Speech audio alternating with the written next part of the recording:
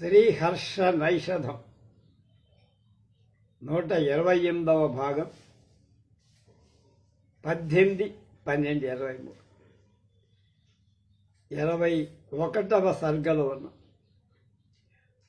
ఇంకా ఆయన పూజలో ఉన్నాడు. అచ్చజన్ హరకరం స్మితర భాజ నాగకేసరతరోహు ప్రసవేన సోయ మాపయ దతిర్యగ్ వాక్త తిర్యగ వాగ్దిక్పాల పాండురకపాల విభూషాం.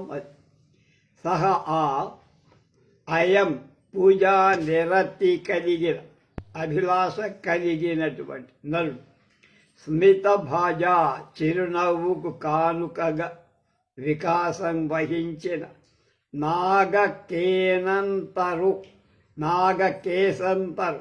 నాగకేసర వృక్షము యొక్క ప్రసవేన పుష్పాలతో హరకరం శివుడి యొక్క హస్తాన్ని అక్షయన్ పూజిస్తూ అతిర్యగ వాగ్దిక్పాల, అతిర్యగ అంటే అడ్డంగా ఉన్న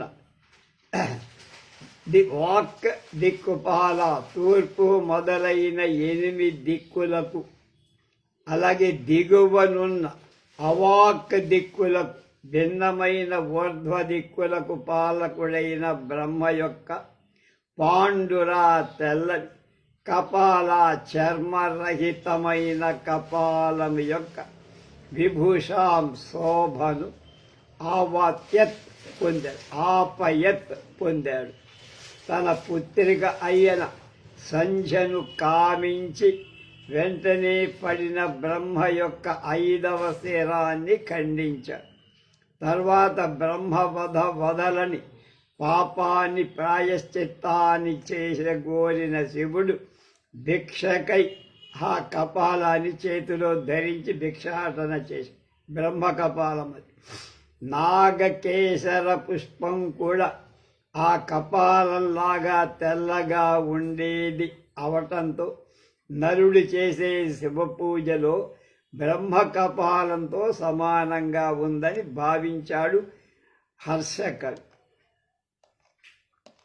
ఈ విధంగా పూజాసక్తుడైన నరుడు వికసించినటువంటి నాగకేసర పుష్పాలతో శివుడి హస్తాన్ని పూజిస్తూ అడ్డంగా ఉన్న 8 దిక్కుల కంటే దిగువ ఉన్న పాతాళాదిక దిక్కుల కంటే భిన్నమైన ఊర్ధ్వ దిక్కుకు పాలకుడైన బ్రహ్మ యొక్క తెల్లని కపాలము యొక్క శోభను ఆ పుష్పాన్ని పొందాడు. తూర్పు మొదలైన 8 దిక్కులకు, పాతాళాది దిక్కులకు పాలకులు వేరు. ఊర్ధ్వ దిశకి పాలకుడు బ్రహ్మ అని ప్రసిద్ధి లోకం కనుక అతడు అతిర్యగ్వాగ్పిత అని పెక్క చెప్పాడు. వాక్ దిక్పాలుడు, అతిర్యక్ వాక్ దిక్కుపాలుడు అది అని కింద పక్కన మామూలుగా ఉండే 8 దిక్కులు కాక ఊర్ధ్వ దిక్కుకి అధిపతి బ్రహ్మ. నీలరుహమాల్యమయీంస అన్యస్య తస్య గలనాల విభూషాం పాటికీమపి తనూం నిరమాసి నీలకంఠపదసాన్వయతాయై. ఆ నరుడు తస్య ఆ శివుడికి నీలరుహ నల్ల కలువ యొక్క మాల్యమయి మాలారూపమైన గలనా కంఠనాళానికి విభూషాం భూషణాన్ యస్య సమర్పించి స్ఫాటికీమపి స్ఫటికమైంది అయిన తను ఆ శివుడి శరీరాన్ని నీలకంఠపదసాన్వయాత్, పద అంటే శివుడికి ప్రసిద్ధమైన నీలకంఠమని సంజ్ఞ గుర్తుతో చెప్పే పదానికి సాన్వయతాయై అన్వయాన్ని కుదురటానికి అంటే నల్లని కంఠం కలవాడని అర్థం ఏర్పడటానికి నిరమాసీత కల్పించారు. నలమహారాజు ఆ శివుడికి నల్ల కలువ మాలికల కంఠదేశంలో భూషణంగా కంఠహారంగా సమర్పించారు. అతని స్ఫటిక కాంతి కలిగిన శరీరంలో నీలకంఠ అనే సంజ్ఞకు సమన్వయం ఏర్పడి కంఠంలో నీలం ఉంటుంది కనుక శివుడికి నీలం రంగు కలిగిన ఈ కలువ పువ్వులను ఆయనకు సమర్పించే నిజంగా నీలకంఠుడయ్యాడు. నీలాలైన కలువల మాల ఆయన కంఠంలో ఉంచటం చేత నీలకంఠం ఏర్పడింది, స్వభావ సిద్ధమైంది కాకన్నమాట. ప్రీతిమేషది కృతేన మమేద్రు కర్మణా పురవిపుర్మదనారి తత్పురః పురమతోయమధాక్షీత్ ధూపరూప మకామధసరంచ. దీనికి చక్కని అర్థతాత్పర్యాలు భావం తెలుగులో ఎంతో వివరణాత్మగా ఇచ్చిన బ్రహ్మశ్రీ ఉడాలి సుబ్బరామ శాస్త్రి గారికి వందన శత. పురరిపు త్రిపురాలకు శత్రువైన మదనారి మన్మధుని దహించిన శివుడు కృతేన చేయబడిన మమ నా యొక్క ఈ దృక్పర ఇటువంటి సాంబ్రాణిని నిప్పులో వేయటం అనే త్రిపుర దాహం చేత కర్పూరం వెలిగించటని మన్మథ దహనం చేత ప్రీతిం సంతోషాన్ని ఏష్యతి పొందగలడు. అతః ఇందువల్ల అయం ఈ నరుడు తత్పురః ఆ పురారి యొక్క అంటే మన్మథ హరి యొక్క మన్మధుడికి శత్రువైన శివుడి యొక్క పురః ఎదుట ధూపరూపం ధూపంలాగా అనే నెపంతో కలిగిన పురం సాంబ్రాణిని లేక పురం అంటే త్రిపురాసుర పట్టణాన్ని అధా పిదప కామసరంచ కర్పూరాన్ని అధాఖేత్ కాల్చాడు, రెండు కాల్చాడు ఆయన. పురం అంటే సాంబ్రాణి కాల్చాడట, రెండోది కామశరం అంటే కర్పూరాన్ని కూడా కాల్చాడు.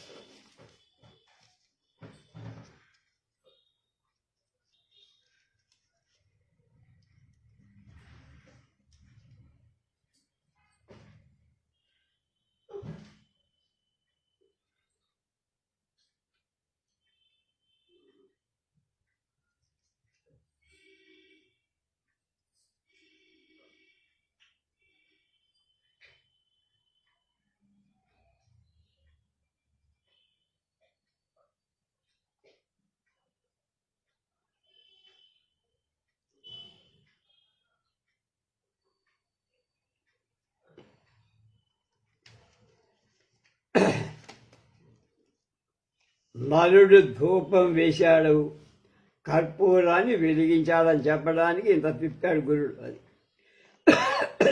త్రిపురారి మదనారి అయిన శివుడు తాను చేసిన సాంబ్రాణి యొక్క పొగవేత అనే త్రిపుర దాహం చేత కర్పూరం వెలిగించటం అనే మన్మథ దాహం చేత ప్రీతి చెందుతాడనే కారణంతో ఈ నరుడు పొగ అనే నెపంతో సాంబ్రాణి త్రిపురం, కర్పూరం అంటే అనే నెపంతో మన్మథ బాణం తగలబెట్టాడు. అంటే నలమహారాజు శివుడికి ధూపం కర్పూరం వెలిగించాడు. తన్ముహూర్తమపి భీమతనూజా విప్రయోగ ఘన మసహిష్ణురివాయం శూలిమౌలి శశిభీతయాభూత్ ధ్యానమూర్ఛన నిమీలిత నేత్రః. అయం ఈ నరుడు తన్ముహూర్తం అపి ఆ సమయంలో ఆ ముహూర్త కాలంలోనే శూలి పూజింపబడే శివుడి యొక్క మౌలి చేసి శిరోభూషణమైన చంద్రుడి నుండి భీతయా భయపడటం అనగా విరహబాధను కలిగిస్తాడనే భయంతో భీమతనూజా విప్రయోగం దమయంతి యొక్క వియోగాన్ని అసహష్ణురివ సహింపలేనివాడు అన్నట్లుగా ధ్యానమూర్ఛన హృదయంలో దేవతామూర్తిని చింతించటం, మూర్ఛన సమస్తారైన ఇంద్రియార్థాలు ఉపరమించడం అని మూర్ఛనతో నిమీలత మూయబడిన నేత్ర కళ్ళు కలవాడుగా అభూత్ అయ్యాడు. ధూపాన్ని వేసి పిదప శివుణ్ణి మనసారా ధ్యానించాడు. నరుడు పూజ చేసే కొద్ది కాలంలో శివుడి శిశిరంలో ఉండే శివుడి శరం మీద ఉండే చంద్రుడి వల్ల భయం పొంది దమయంతితో వియోగాన్ని సహింపలేడు అన్నట్లుగా దేవతామూర్తిని చింతించటం అనే ధ్యాన రూపమైన మూర్ఛతో కళ్ళు మూసుకొన్నవాడై కూర్చున్న మూర్ఛలో ఇంద్రియాలన్నీ తమ తమ వ్యాపారాలను ఉడిగి ఉంటాయి, లేకుండా ఉంటాయి. అలాగే ధ్యానంలో అలా స్థితి కలుగుతుంది. అంటే దేవుడికి ధూపమ్మని సమర్పించిన తరువాత శివుణ్ణి ధ్యానించటం ప్రారంభించి మామూలు పూజ బహిరంగంగా కాక మానసికంగా కూడా ధ్యానంతో పూజ చేస్తున్నారు. దండవద్భువి లుఠంస ననామత్ర్యంబకం శరణ భాగిన కామ ఆత్మశస్త్ర విశిఖాసన బాణాన్ యస్య తత్పదయుగే కుసుమాని. ఆత్మ తన యొక్క శస్త్ర ఆయుధాలైన విశిఖానన ధనుస్సును, బాణాలను, కుసుమాని పుష్పాలను తత్ ఆ శివుడి యొక్క పదయుగే పాదముల జంట యందు యస్యా ఉంచి శరణభాక్ ఆశ్రయాన్ని కోరిన కామ ఇవ మన్మధుడిలాగా సహా ఆ నరుడు దండవత్ కొయ్యలాగా భూమి మీద లుఠన్ పొరలుతూ త్ర్యంబకం శివుణ్ణి ననామా నమస్కరించాడు. నరుడు తనకు సంబంధించిన ఆయుధాలైన ధనుర్బాణ రూపాలైన పూజను శివుడి పాదాలయందు ఉంచి శరణు చొచ్చిన మన్మధుడిలాగా దండాకారంగా భూమి మీద పడి శివుడికి వందనం చేశాడు. అంటే గురువుకి శిష్యుడు ఎలా చెయ్యాలో అలా. త్ర్యంబకస్య పదయో కుసుమాని యస్య సైష నిజ శస్త్ర నిభాని దండవద్భువి లుఠంతి ముకామస్తం శరణ్యముపగమ్య ననామా. సహా ఆ ప్రసిద్ధుడైన ఏషః మన్మధుడు నిజ శస్త్ర నిభాని నిజా తనదైన శస్త్ర ఆయుధాలతో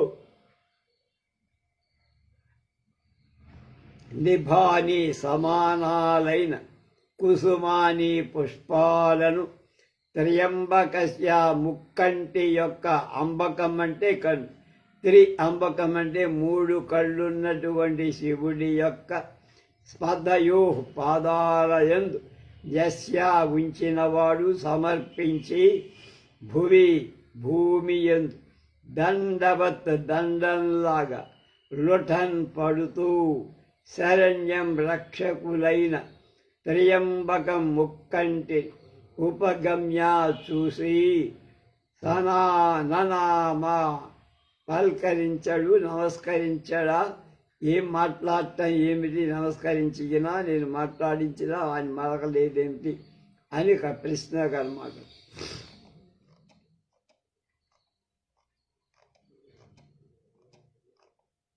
నరమహారాజు శివ భక్తి పరాయణుడు, అందువల్ల శతరుద్రీయ జపంలో ఆసక్తి కలిగిన నరుడి యొక్క కుంజిగురు వంటి విలాసంకల హస్తం రుద్ర శబ్దం తరువాత అక్షరాల యొక్క అంటే రుద్రాక్షరాల యొక్క పంక్తి లేదా శివభక్తుల యొక్క జపమాల పంక్తి తుమ్మెదల పంక్తిలాగా సమూహంలాగా ఆశ్రయించింది. అంటే అతడు రుద్రాక్షమాలను తీసుకొని శతరుద్రీయ మంత్రాన్ని జపించటం ప్రారంభించాడు నరమహారాజు.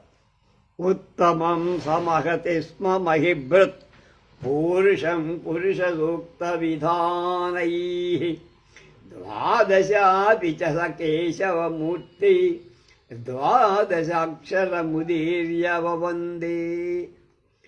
సహా ఆ పూజాశక్తి కలిగిన ఆ మహీభృత్ అంటే భూమికి రాజైన నరమహారాజ్ ఉత్తముడైన పురుషం పురుషుణ్ణి అంటే పురుషోత్తముడైన నారాయణమూర్తిని ఇత్యాది పురుష సూక్త మంత్ర విధుల చేత మహతి స్మ పూజిస్తున్నాడు. తథా అలాగే సహా ఆ నరుడు ద్వాదశాక్షరం ఓం నమో భగవతే వాసుదేవాయ అనేది ఒక మంత్రం. అది 12 అక్షరాల మంత్రం. ఈ 12 అక్షరాల మంత్రాన్ని ఉదీర్య పలికి ఉచ్చరించి కేశవశ నారాయణుడి యొక్క ద్వాదశాచ 12వదైన మూర్తి కేశవ నారాయణాదుల చెందిన 12 దేహాలలో వనంతి అంటే స్తంభింపజేశారు, స్తుతించారు. పూజా నిరతుడైన నరమహారాజు పురుషోత్తముడైన విష్ణుమూర్తి పురుష సూక్తంతో, ఇందాక శతరుద్రీయంతో శివుడు, పురుష సూక్తంతో విష్ణువుని చేస్తున్నాడు పూజ. అలాగే నరమహారాజ్ ఓం నమో భగవతే వాసుదేవాయ అంటే ద్వాదశాక్షర మంత్రం. అది ఆ మంత్రాన్ని ఉచ్చరిస్తూ నారాయణుడి యొక్క కేశవాది 12 శరీరాలను స్తుతించారు. మల్లికా కుసుమ దుంటుభకేన సభ్రమీ వలయితేన కృతే శతం ఆసనే నిహితమైక్షత సాక్షాత్ కుండలీంద్ర తను కుండల భాజనం. సహా ఆ నరమహారాజ్ భ్రమీ చక్ర ఆకారంగా వలయితేన చుట్టబడిన మల్లికా కుసుమ మల్లెపూలచే కట్టబడిన దొండక భజన నీటి పాము, దండుకం అంటే నీటి పాము, నీటి పాముల చేత వంటి వాటి మాలికల చేత స్వచ్ఛబడినట్టుగా ఉంది.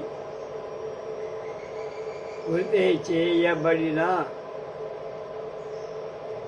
ఆసనే పీఠంలో నిహితం ఉంచబడిన కుండలీంద్ర అంటే శేష సర్పము యొక్క తను శరీరము యొక్క కుండల వలయం ఎవ్వడు భాయం ఆశ్రయంలో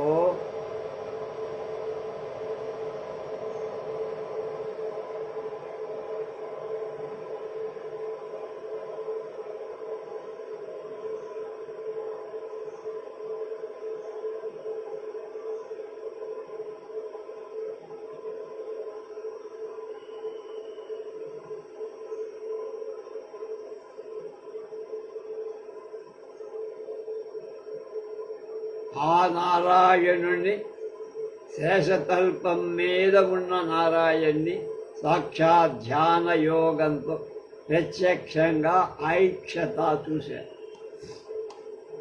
నలమహారాజు చక్రాకారంతో చుట్టబడిన మల్లె పూలతో కట్టబడిన నీటి పాము వంటి ఆకారం కల మాల చేత నిర్మించబడిన పీఠంలో స్థాపించబడిన శేషసర్పము యొక్క శరీరపు వలయాన్ని పాలకడలి శేషసాయి రూపముగా అధిష్ఠించినట్టుగా అలాంటి నారాయణమూర్తిని ఇందులో దర్శించు.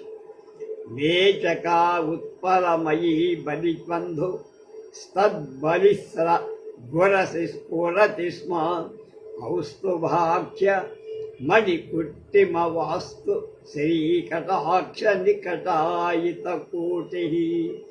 బలిబంధు బలి అనే రాక్షసుణ్ణి బంధించిన విష్ణువు యొక్క వరసే వక్షస్థలంలో కౌస్తుభాఖ్య మణికుట్టిమ వాస్తు శ్రీకటాక్ష నికటాయిత కోడి. కౌస్తుభాఖ్య కౌస్తుభమనే పేరు కల మణికుట్టిమ రత్న నిబద్ధమైన భూమిని వాస్తు నివాసంగా కలిగిన శ్రీ లక్ష్మి యొక్క కటాక్ష కడకంటి చూపు చేత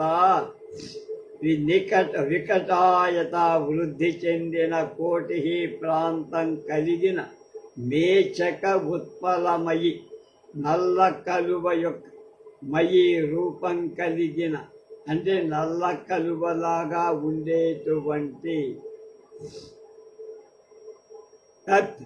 ఆ నరుడి యొక్క బలిస్రక్ పూజామాల అంటే నరుడు ఇచ్చిన పూజామాల స్ఫురతి శోభించదు.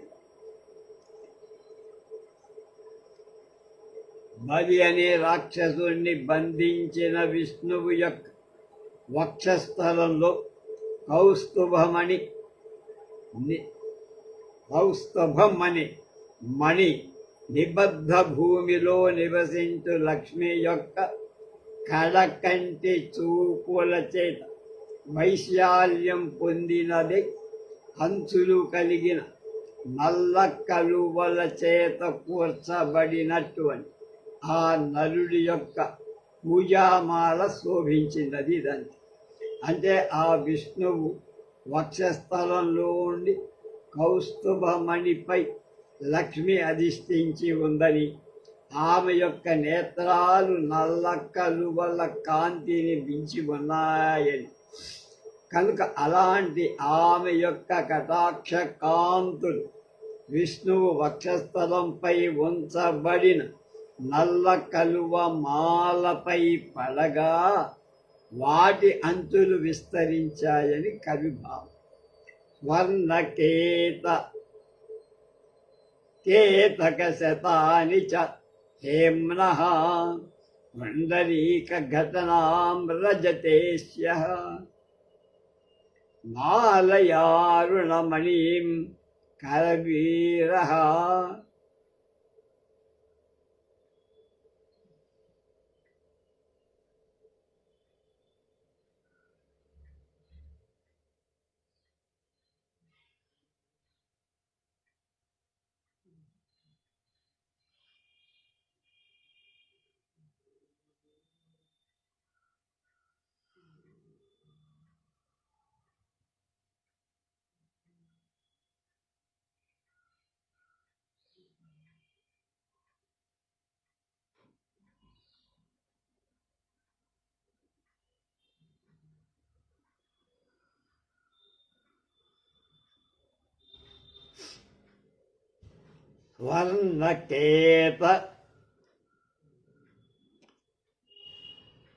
స్వర్ణకేతకశతాని చ హేమ్నః పుండరీకఘటనాం రజతస్య మాలయా అరుణమణిం కరవీరం తస్య మూర్ధ్ని పునరుక్తమకార్షీత. సహా ఆ నరుడు తస్య విష్ణువు యొక్క మూర్ధ్ని శిరస్సుపై హేమ్నః బంగారం యొక్క మాలతో అంటే స్వర్ణాంచేత నిర్మించిన పుష్పమాల సమర్పించటం చేత స్వర్ణకేత శతాని స్వర్ణ బంగారు ఛాయ కలిగిన కేతక మొగలి పూల యొక్క శతాని వందలను రజతస్య వెండి యొక్క మాలయా మాలచే వెండితో చేయబడిన మాల సమర్పించటం చేత పుండరీక ఘటతాం తెల్ల తామరల యొక్క ఘటనాం కూర్పును అంటే శ్వేత పద్మమాల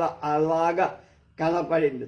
అరుణమణేహి పద్మరాగాల యొక్క మాలయా మాలచే కరవీరం ఎర్ర గన్నేరు పూల మాల అర్పించటం అనే అర్థం. పునరుక్తం అంటే రెట్టింపులైనవి ఒక్కొక్కటి. దళ మహారాజు విష్ణువు శిరం మీద బంగారంతో కూర్చిన మాలను వెయ్యటం చేత బంగారు ఛాయ కలిగిన మొగలి పువ్వుల మాలను మళ్ళీ వేసినట్టుగా బంగారంతో కూర్చిన మాలను వెయ్యటం చేత కార్యం పూర్తయినప్పుడు మళ్ళా బంగారు వన్నెగల మొగలి పువ్వులను వేయటం వ్యర్థం కదా అది అందువల్ల అది పునరుక్తం. అలాగే వెండితో కూర్చిన మాల ఆ విష్ణువు శరీరం మీద వేసి మళ్ళా తెల్ల తామర పూల మాల కూడా వేసి ఇక్కడ కూడా అది పునరుక్తమైంది, రెట్టింపైనట్టుగా అయింది. అలాగే పద్మరాగమణుల మాలను వేస్తే మళ్ళీ గన్నేరు పూల మాల వేశారు, అంటే ఒక్కొక్కటి 2 సార్లు వేసినట్టుగా ఉంది.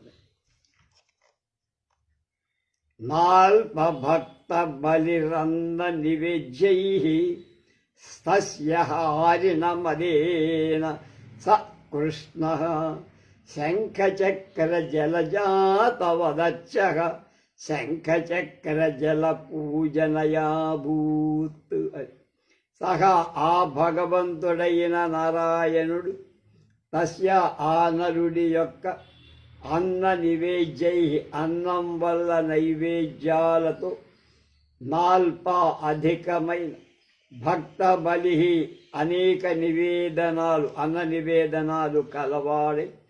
ఇంకొక రకంగా నా అల్ప భక్త బలి అధికమైన భక్తి కలిగిన బలి అంటే రాక్షసుడుగా అభూత్ అయ్యాడు. భక్తుల్లో మహాభక్తుల్లో బలి కూడా ఉంది.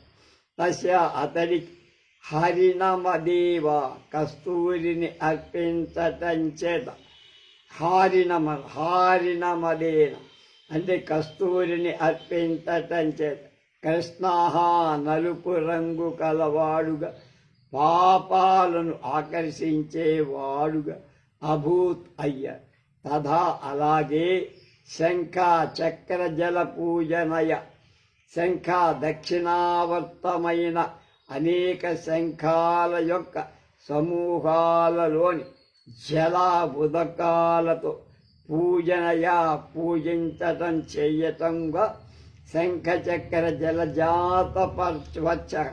శంఖ అంటే పాంచజన్యమనే శంఖం, చక్ర సుదర్శనమనే చక్రం, జలజాతవత్ పద్మం అనేవి కలిగిన అర్చగా ప్రతిమ పూజ కలవాడుగా అభూతయ్యాడు. ఇవన్నీ చేశాడు ఆయన.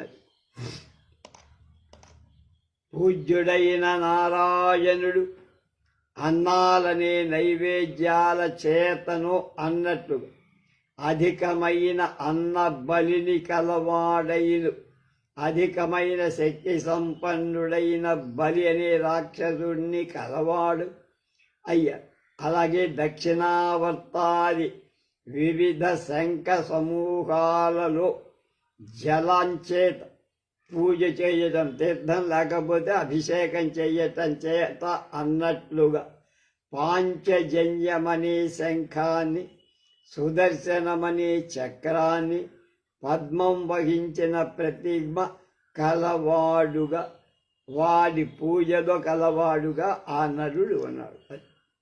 రాజ్ఞి కృష్ణ లఘు ధూపజదాజ ధూపజధూమాః పూజయచ్చహిరి పూజయత్ అహిర్రిపుధ్వజమస్మిన్ నిర్యయుర్భవద్ధృతా భుజగాభి దుర్యకులో మలినతా ఇవ జాలైః. అస్మిన్ ఈ రాజ్ఞి అంటే నలమహారాజ్ అహిర్రిపుధ్వజం. అహి శత్రు, అహి అంటే పాముడు, రిపు అంటే సత్తు, పాములకు శత్రువైన గరుడి యొక్క ధ్వజం చిహ్నంగా కలిగినటువంటి గరుడ ధ్వజం కల విష్ణువు పూజయతి సతి పూజింపగా భీధుర్య కోసోమలినత భీ గరుడుని వలన భయం చేత ఏర్పడిన దుర్యసహ పెరికతనం వల్ల అపకీర్తితే మలినత మాలిన్యం పొందింపబడి భవధృతా భవ అంటే శివుడి చేత ధృత ధరింపబడిన భుజగా ఇవ వాసుకి ఉంటుందిగా ఆయన మెడలో వాసుకి మొదలైన పాముల సర్పాల అన్నట్లుగా కృష్ణ లఘుధూప జఘధూమా. కృష్ణ నల్లనైన లఘు అగరుల యొక్క ధూపజ ధూమా ధూపజ ధూపాల నుండి ఉద్భవించిన ధూమా పొగలు జువా జాలై రంధ్రాలచే నిర్యయు వెలువడినట్లుగా శివుడి శరీరంలో భూషణాలుగా ధరింపబడినవై శుభ్రాలుగా ఉన్న సర్పాలు నరుడి చేత పూజింపబడే నారాయణుడి ధ్వజంలోని గరుడిని తోడటం వల్ల భయం చేత మలినతను వహించినవై. భయం అంటే భయమనే మాలిన్యమన ధూపాల్లాగా ఉద్భవించి నల్లని పొగగా బయటకు వచ్చి ధూపం వేశాడు, దీపం దర్శనం చేశాడు, అది అర్థం. ఈ నలరాజు విష్ణువుని పూజిస్తుంటే ఆయన ధ్వజంలో ఉన్నటువంటి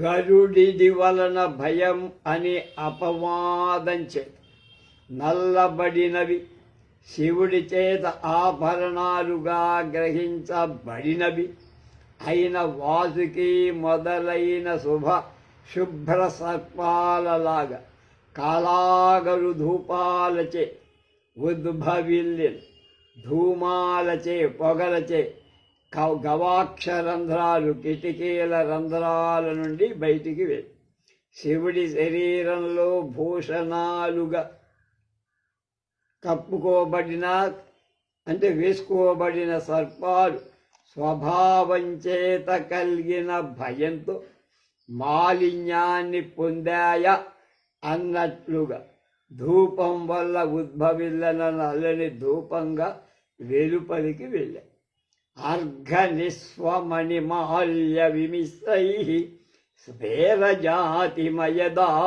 సహస్రై తం పిధాయ విదధే బహురత్న క్షీర నీర నిధిమగ్నమివైషః.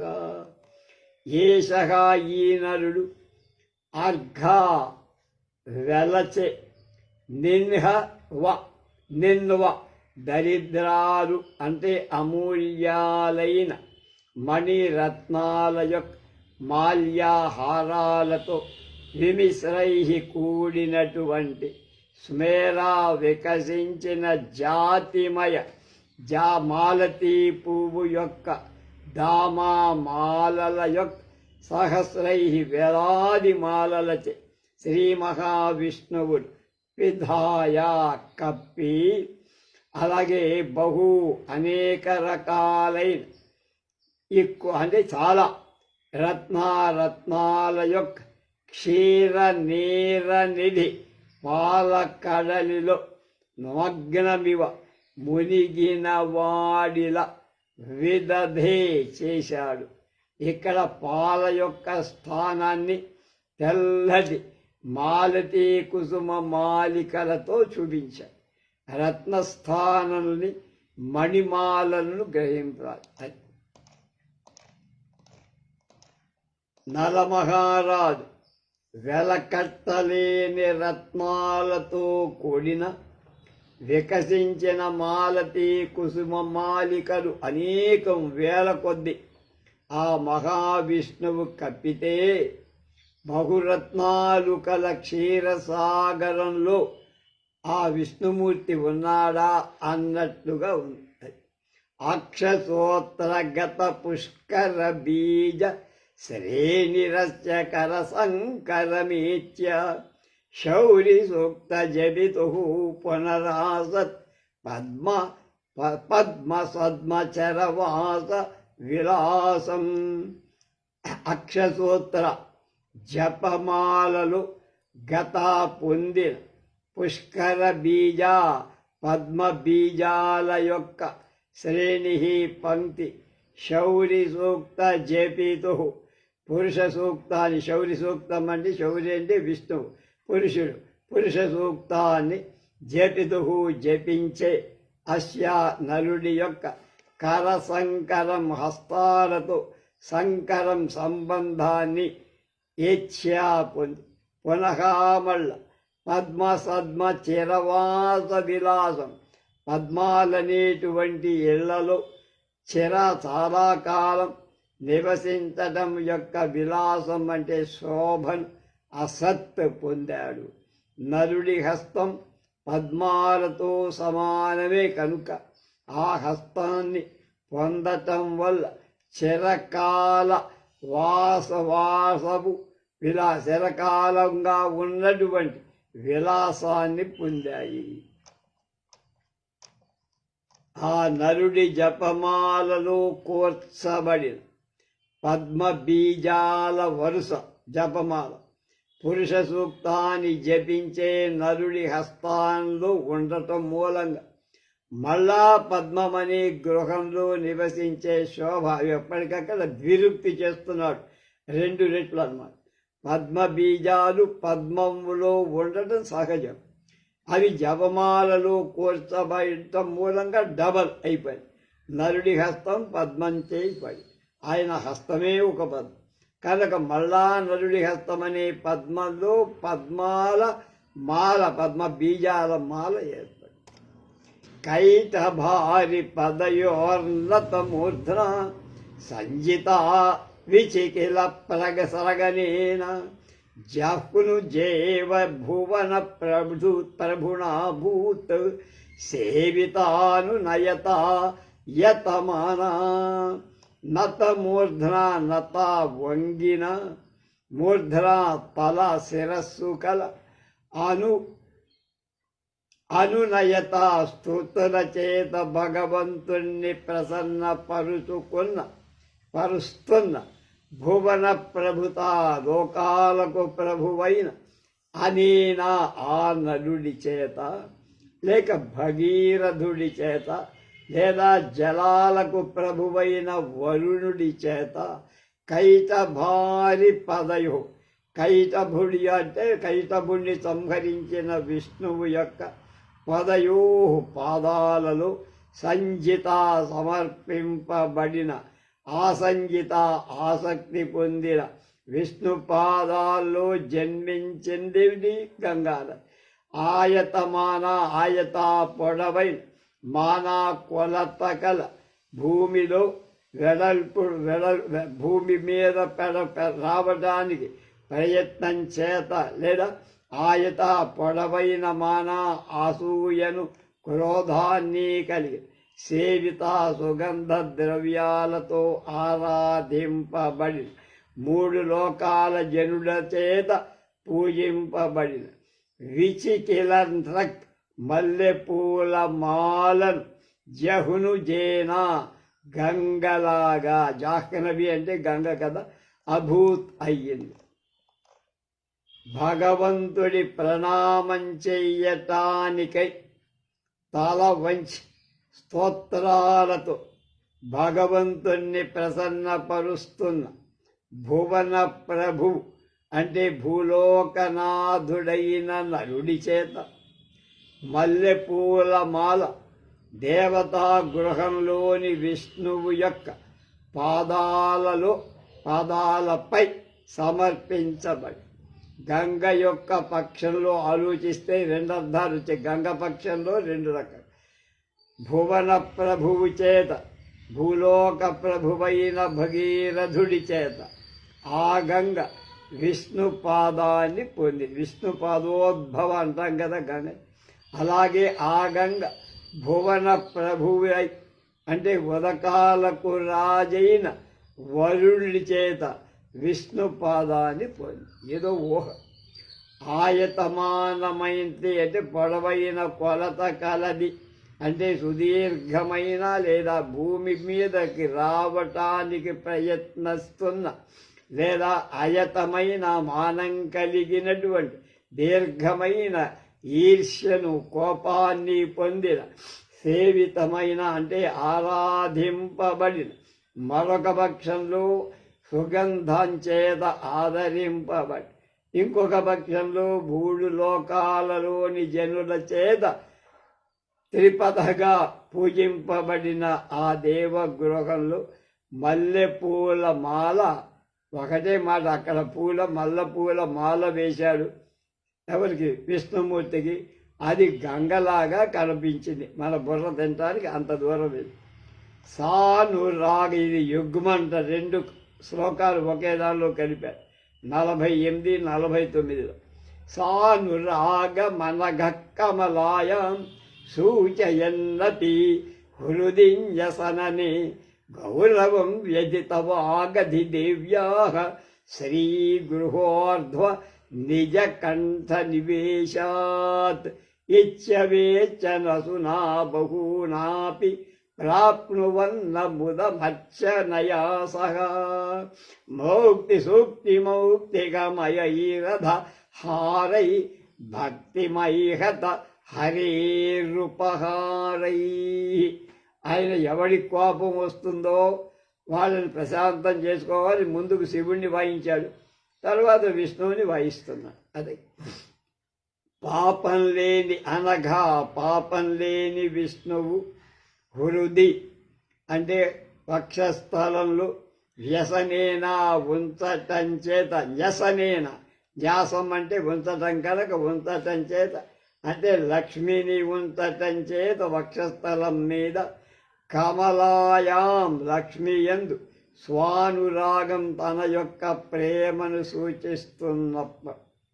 ప్రకటిస్తున్న శ్రీ లక్ష్మికి గృహ నివాసభూతమైన తన వక్షస్థలం కంటే ఊర్ధ్వా పైనున్న నిజ తనదైన కంఠంలోని నివేశాత్ ఉంచటం వల్ల వాగధిదేవ్యా వాక్ విద్యల అధిదేవ్యా అధిదేవత అయిన సరస్వతికి గౌరవం పూజను అంటే లక్ష్మి కంటే అధికంగా ఆదరాన్ని వ్యధిత ఉంచాడు.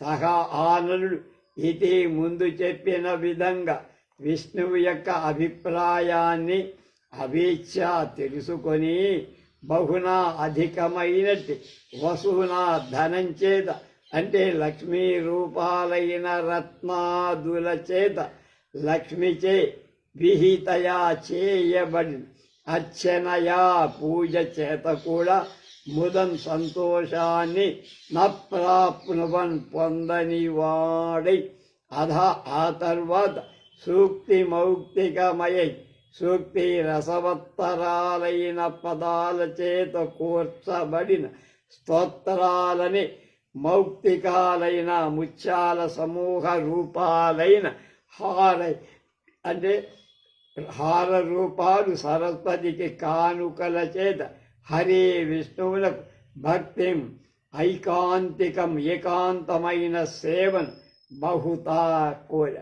విష్ణువు లక్ష్మి కంటే సరస్వతికి అధికంగా గౌరవం చూపించారు.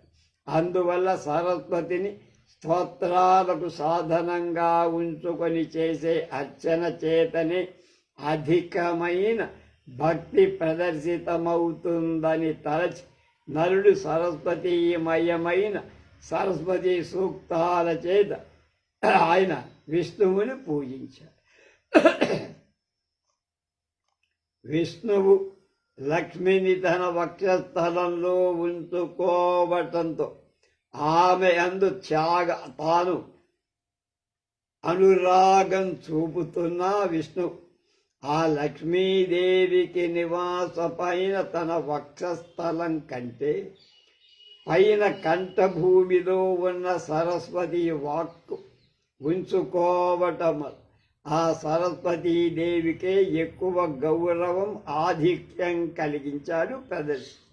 అందుకని ఆ నరుడు వైవిధంగానే విష్ణువు యొక్క ఆశయాన్ని గ్రహించి ఒకే గుండెల మీద ఆవిండి పెట్టుకున్నాడు లక్ష్మిని, వాక్కులో సరస్వతీదేవిని పెట్టుకున్నాడు కనుక రత్నాది రూపమైన ధనంతో లక్ష్మీదేవికి పూజ చేసి ప్రీతి పొందక తర్వాత రసవత్తరమైన పదాలతో కూర్చబడిన స్తోత్రాలు అనేక ముత్యాల హార రూపమైన కానుకలచే నారాయణుడికి ఏకాంత సేవ చేశారు. అంటే స్తోత్రాలను విష్ణువుతో పూజ చేశాడు. స్తోత్రాలతో విష్ణువు లక్ష్మి కంటే సరస్వతికే అధిక గౌరవం ఇస్తాడు కనుక ఈవిడికేదో ధనాలు రత్నాలు ఆవిడికి సమర్పించి స్తోత్రాలు ఆవిడికి ఇచ్చాడు సరస్వతీదేవి. తక్కువ వాడేం కాదు కవి గారు కూడా, అంటే నరుడు కూడా.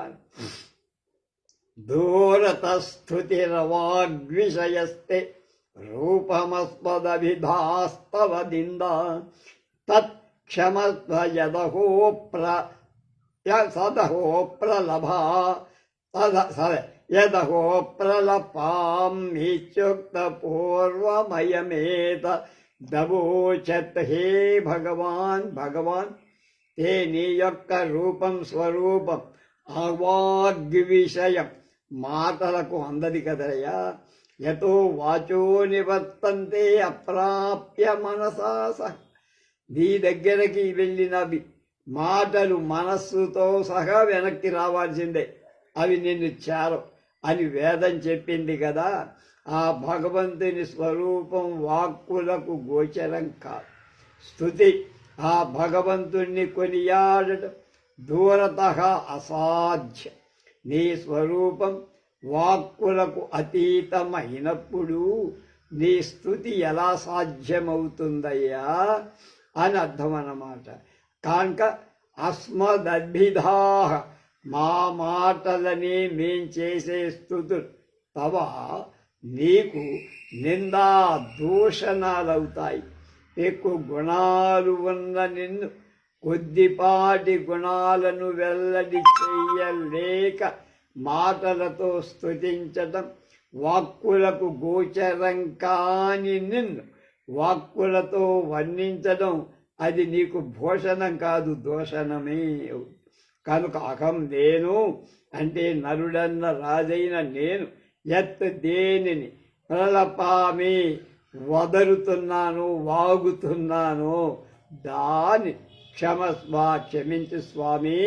ఇత్యుక్తి పూర్వం అనే నీ మాటలు పూర్వంగా ఉన్నట్లుగా అయం ఈ నరుడు ఏతత్ చెప్పబోయే విషయాలను అవోచత్ పలికారు.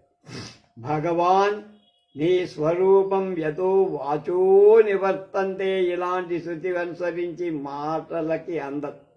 నిన్ను కొనియాడటం ఎవ్వడికి సాధ్యం కనుక మా వస్తు వచనాలు మా స్తుతి స్తోత్రాలు నీకు నింద అవుతాయి. ఎన్ని గుణాలు ఉన్నాయి? 1,000,000 గుణాలు. అన్నీ పొగడగలవా? మా చేత కాదుగా. ఏదో కొన్ని గుణాలు పొగిడితే మిగతావి ఏమైపోతాయి? అందువల్ల మేము దోషం చేస్తాం. అనంత గుణ సంపన్నుడవైన నిన్ను స్వల్ప గుణాలు మాత్రమే మేము పొగడగలం కనుక అలా చేస్తే మేము దోషం చేసిన వాళ్ళు అవుతాం. నీకు అపకారం చేసి అపరాధం చేసిన వాళ్ళు కనుక నేను చాపల్యంతో చెప్పిన నా వదరుబోతు మాటలను మన్నించవయ్యా స్వామి అంటున్నాడు నరుడు.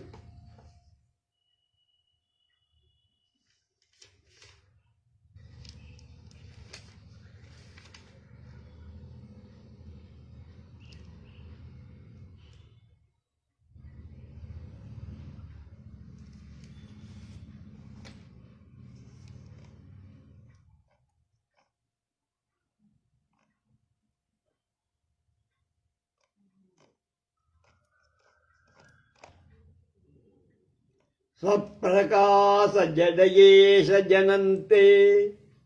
జనస్తే వర్ణనం యదభిలష్యతి కర్తుం నన్వహర్పతి మహః ప్రతిసస్యాన్న ప్రకాశనర సస్త మసహ కిం అన్నాడు.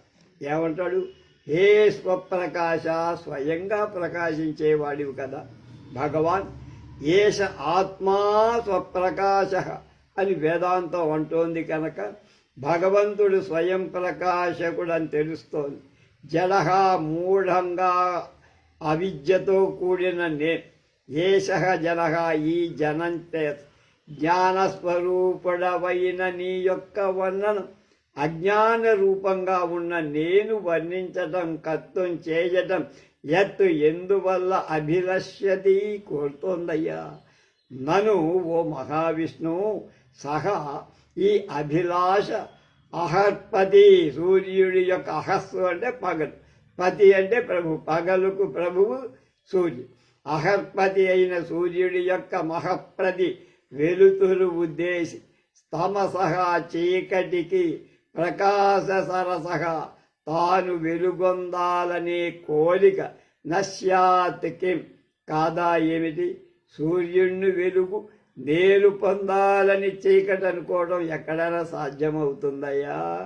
స్వయం ప్రకాశుడైన నిన్ను వర్ణించే జడుడైన నా యొక్క కోరిక బహిరంగ ప్రకాశం కలిగిన సూర్యుడిని ప్రకాశం చెయ్యటానికి, ప్రకాశపరచటానికి చీకటి కోరుకుంటున్నట్టుగా నా అజ్ఞానం తెలుస్తోందయ్యా.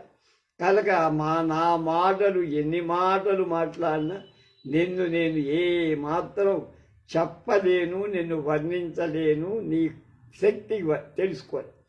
స్వప్రకాశశీలుడైన భగవాన్ అవిద్యారూపమైన నా ఆవరణంతో కూడి జడుడైన ఈతడు అంటే ఈ కవి లేక ఈ నలుడు మానవ మాత నీ గుణవర్ణనం చేయటం సూర్యుణ్ణి ఉద్దేశించి అంధకారం తాను ప్రకాశింప కోరటం వంటిది, సూర్యుడికి దివితి పట్టడం వంటిది, అగ్గిపుల్ల గీసి సూర్యుడికి చూపించటం లాంటిది, తేజస్సుతో నశించే చీకటి తేజోరాశి అయిన సూర్యుడి ఎదట ప్రకాశింప కోరటం వ్యర్థం కదా. ఆ విధంగానే భగవంతుణ్ణి స్వప్రకాశం చేత నశింప తగిన జడత్వం కల వ్యక్తి ఆ స్వయం ప్రకాశకుడిని గురించి ఏం పొగడతాడు, ఏం చెప్పగలుగుతాడయ్యా? నేనేం చెప్పగలను నిన్ను గురించి, నీ సంగతి గురించి అంటున్నాడు.